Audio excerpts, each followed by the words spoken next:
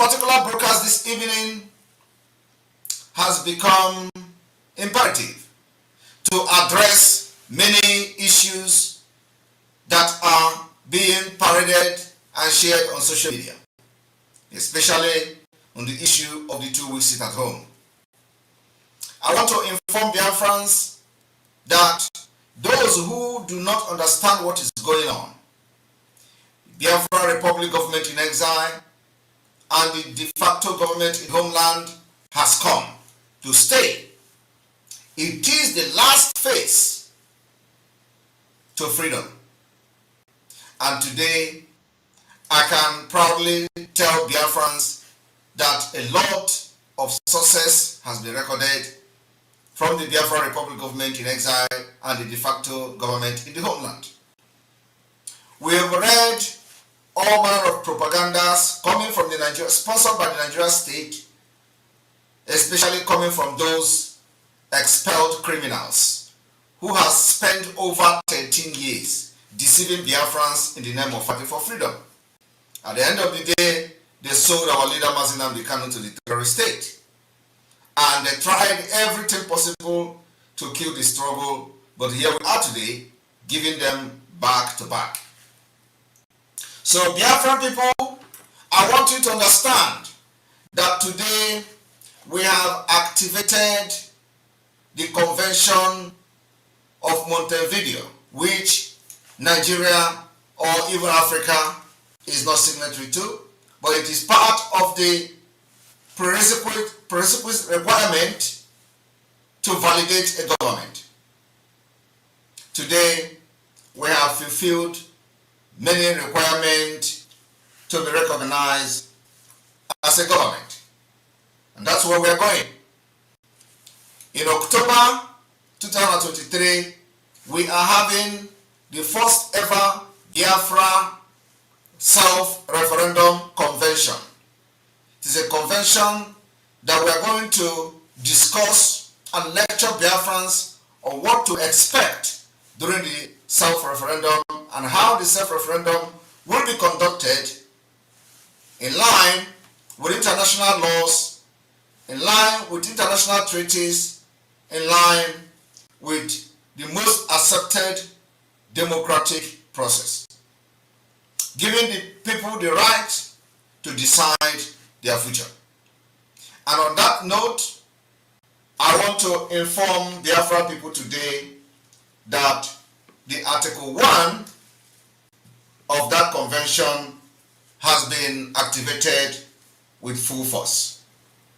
And at the same time, the Article 20 of the African Charter on Human Rights and People Rights has also been activated, and Biafra people are exercising that right, and we are going to exercise it very soon during the self-referendum of the Biafra people. I also want you to understand that in the coming days, you are going to be faced with a lot of propaganda sponsored by the Nigeria state. You can see that during the sit at home, a lot of lies were told, and they will continue to tell those lies. Just make sure you stand very resolute, stand very strong. We are winning and will continue to win until the day we are going to redeclare Biafra. I want you all to understand that the Biafra Republic government in exile inauguration will happen in September.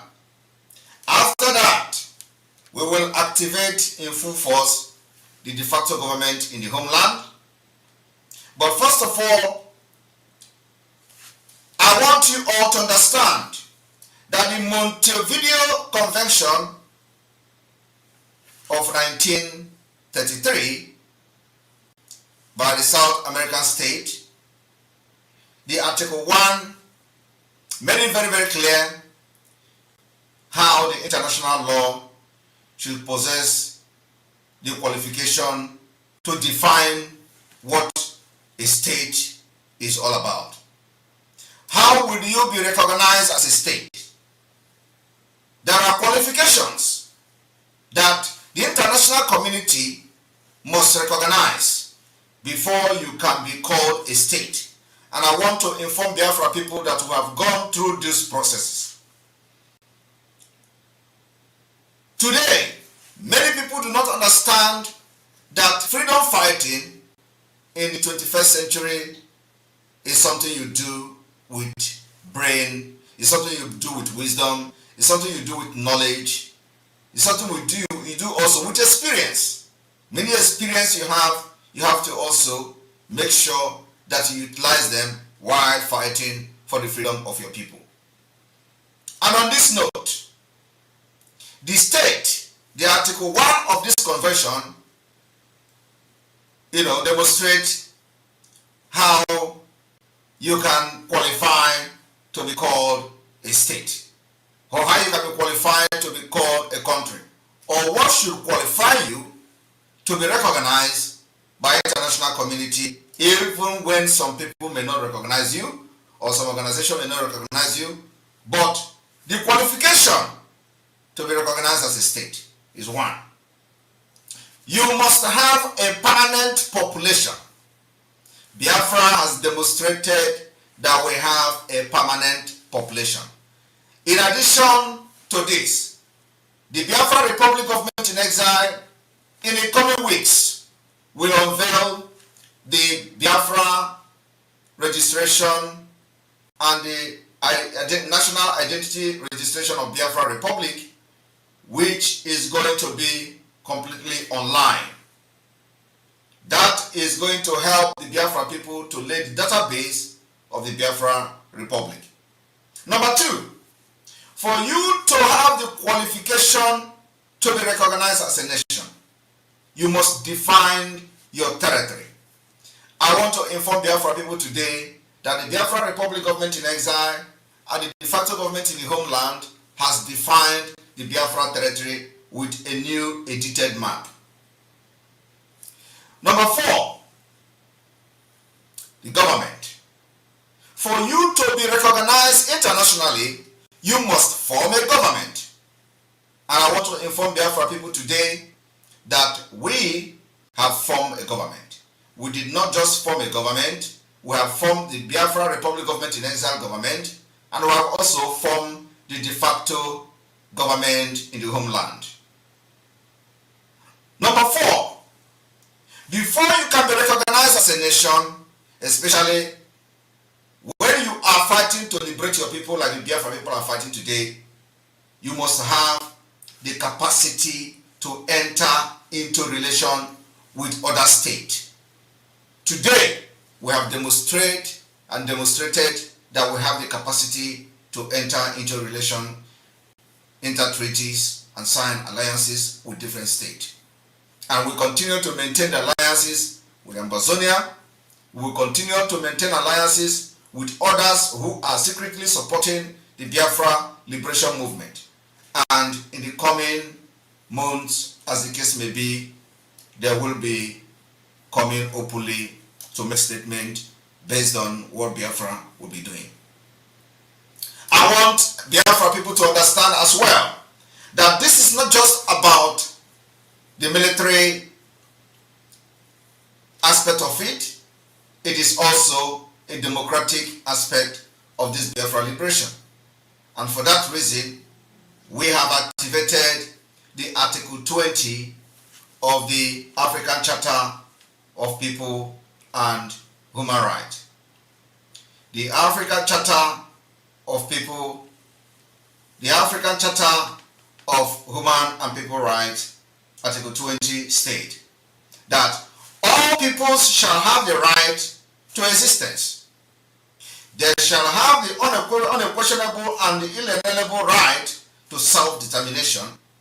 They shall freely determine their political status and shall pursue their economic and social development according to the policy they have freely chosen. I want everyone to pay attention to this. The Article 20 of the African Charter made it very, very clear, and that's exactly what the Biafra Republic Government in Exile is doing today. And we have fulfilled all this requirement, and we are ready to showcase the Biafra government and the nation to the world, which is going to be happening simultaneously in the coming weeks and months. I also would like to address those doubting Thomases who do not understand that Biafra has invested in arms and ammunition. That going forward, those who come with jet, we will begin to shoot them down. I am telling you the fact. Fly on the airspace of Biafra to throw bombs on our people, we will shoot you down. I want to also inform Biafra people, for those who are sharing fake letters and fake news, claiming it is emanating from Biafra, leader of indigenous people of Biafra, Mazi Nnamdi Kanu, disregard them. Mazi Nnamdi Kanu continued to be the leader of the indigenous people of Biafra, and he will continue to be the leader, but at this point, he can't lead from captivity of the enemy. I want everyone to understand this particular point very clear. Mazi Nnamdi Kanu in DSS, what it means is that the over 70 million Biafrans are in the DSS. And we cannot fall for the trap that I have set with those who parade themselves as freedom fighters. Taking order or any instruction from the DSS dungeon where Mazi Nnamdi Kanu is being incarcerated means that entire Biafra is being caged by the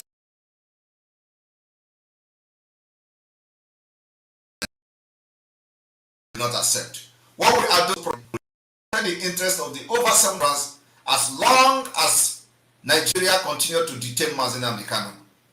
When he is free, he is going to address Biafrans, and then we will know where we are going to go and how we are going to continue from there. But at this point, he continued to be the leader of the indigenous people of Biafra, but we are not going to allow the DSS to give order through him to the Biafra people. The idea of arresting or kidnapping him from Kenya and extraordinarily renditioning him to Nigeria was to end the Biafra struggle and to end the freedom fighting for Biafra. And that has failed woefully. And remember that we said we are not going to allow Nigeria state to succeed. Today, we have defeated them. You have defeated them. Your resilience, your steadfast, your genuinity in the Biafra liberation has made it possible for us to defeat Nigeria. And this victory belongs to you. And I want every one of you to stand very strong, to know that what you are doing is to safeguard your future, to safeguard the future of your children, the future of your generation unborn. And you owe them that duty of care. Do not allow anybody to deceive you. We will not and we will never allow the DSS to dictate how the freedom of 70 million people will be fought. It is not possible. If you fall for that scam, believe me, you will never be free from Nigeria. And I know that over 99% of Biafrans understand that it is time we'll tell the DSS and the Nigeria Islamic State that no, you can't dictate how we liberate ourselves from you. Anything coming from the DSS, anything coming claiming that it comes from Mazi Nnamdi Kanu, no, it is coming from the Nigeria state, and it can never favor the struggle for Biafra. Mazi Nnamdi Kanu will be released, and if they don't release him, after these 2 weeks at home, we are coming with more stringent measures how to deal with the Nigeria state. And this time around, we will make sure that we target the Nigeria state. The government, the revenue, everything is what we are targeting this time around. I want you to understand that there is no going back in this movement. We will continue to crash the economy of the Nigeria terrorist state. We will make sure that before oil exploited from Biafra land, they are going to suffer. I want you to understand there is a wave of change in the entire Africa. Military coup happening here and there, and a lot of things are happening. Believe me, it is not a coincidence. something is happening and something is going to happen to Nigeria very soon. And Nigeria will never survive the wave that is coming from this week, starting from this week. So, Biafra people, no matter the propaganda that the enemy brought to you or the enemy are going to bring forward from tomorrow, remember, you can never take order from anybody coming from the Nigeria state. Most of the lawyers have sold out. Most of the lawyers are there for business. Most of the lawyers are just there for their profession, and some of them, Nigeria is a very corrupt country. Some of them being threatened, some of them doing it for business. But one thing is very, very certain. We are fighting for Biafra freedom. We are fighting to save the people of Biafra. Remember that Mazi Kano is not the only person in DSS dungeon. There are many, many people in DSS dungeon, Biafra people. So as we are demanding for the release of Mazi at the office of the Chief of Justice of Nigeria, CJN, Justice Olu Kayode Ariwola over alleged plot to compromise the appeal court. The group alleged that some powerful and desperate individuals from the southeast are on a vicious mission to truncate the will of the people in Imo and Abia State, respectively. In a statement co-signed by Comrade Emeka James Okosisi and Mazi Jideofor Agurumbaike, President and Secretary respectively, Governor Hope Uzodinma and Minister of State Labor Nkiruka Onyagocha were fingered at the center of this plot. According to the protesters, Uzodinma and Onyagocha are already interfering in activities of election petition tribunal in the states. We are gathered here to bring to you the notice of the Justice of Nigeria, President, Court of Appeal, and members of the National Judicial Council that democracy is under threat in Imo State and Abia State, where Governor Hope Uzodinma and Honorable Nkiruka Onyagocha have vowed to truncate the will of the people through unnecessary interference in the activities of the Election Petition Tribunal sitting in the states, the statement said. They have vowed to influence the outcome of the Elections Petition Tribunal using all means necessary, including compromising the well-respected justice of the Court of Appeal and members of the National Judicial Council. This is indeed a worrisome trend that has the potential to bring the judiciary to disrepute and which does not augur well for our nascent democracy. We have gathered from reliable sources that Governor Hope Uzodinma has made overtures to the respected members of the tribunal, which resulted in judgment for his preferred candidates in the state.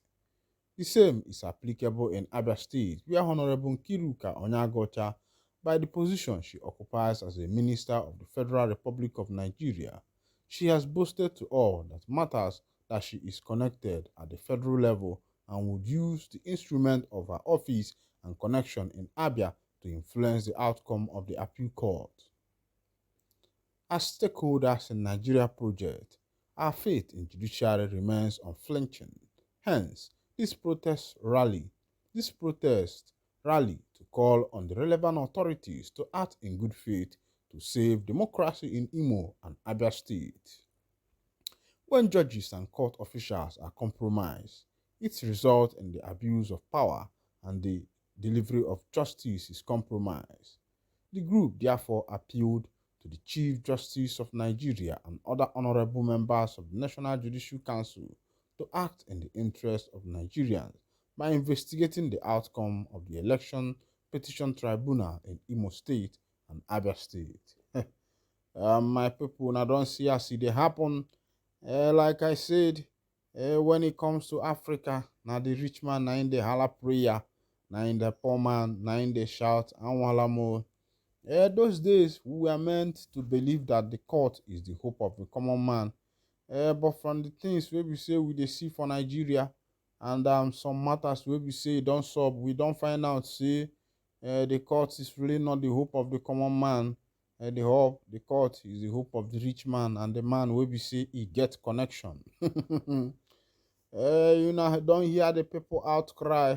Say Senator Hope Uzodinma, the governor of Imo State, and Honorable Nkiruka Onyeagocha Abi Onyenagocha that are trying to use their position to influence the tribunal judgment.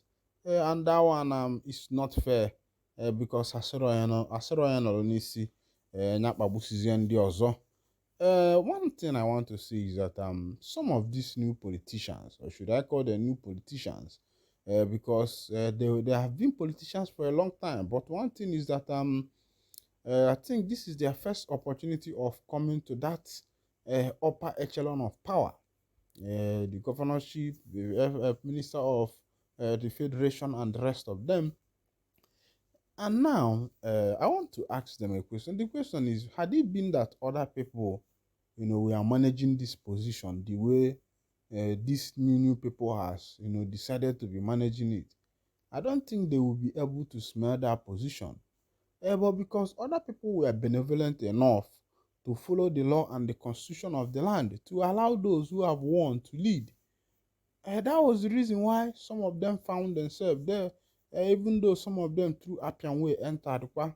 One thing about people where they enter from Appian Way, be say, once they enter from that Appian Way, they hard though, because everything where they do now Appian. Because person when he road bend go they still they do bend thing, that's why they be. So I believe say everything where these people they do, because say they follow Appian enter, they go they do Appian kwa. Because as na dara isi aka wee gbagbu ofi and ọkụkọ ya rakwana kwom gịnị ka ọ ga-eji wee zụọ ụmụ ya. Mana ịmalụgo na onye ahụ nwa onye ahụ ọnya ga-enye. Okwu anyị bụ ọma akwa awụ alụ sikwana ya mala onwe ya, ịghọtago. Maka na onye mara akwa na awụ alụ, ọ kwesịkwana ịmala onwe ya na ọnya nwa ji aka ya mara akwa na awụ arụ. Mana nke kachasị nke bụ let democracy be protected in Africa. And think these politicians should also see what is happening in other African countries where the soldiers, the younger ones, are plotting coup against the politicians. I don't think that coup just happens. It is because the state of that nation is not stable. The politicians are using all their possible means to truncate justice, to do whatever they feel like is good for them. And it is not going down well with the people. And that's why you see people reacting and acting the way they react, because every action has what triggered it. If you see somebody, they do whoa whoa. If you see dog, they do whoa whoa whoa whoa. You know me say dog whoa, yes, na dog way, but you get something where dog see before they do whoa. You dey get them. So the thing be say all these politicians biko kunu wele anwayo maka na oda afekwana alo feba alo, because the way politics is going in Nigeria now, these other people think that power is forever. Power is not forever. Even if you enter there, it's the next 4 years you come down. And what you are teaching the other generation is that someone can be in power, whether by fire or by force. And they are passing that mentality to the younger generation, which is very bad. Meanwhile, I go to wind down the curtain here. And if this is your first time of joining us on this wonderful channel, kindly go ahead and subscribe, like, comment, share.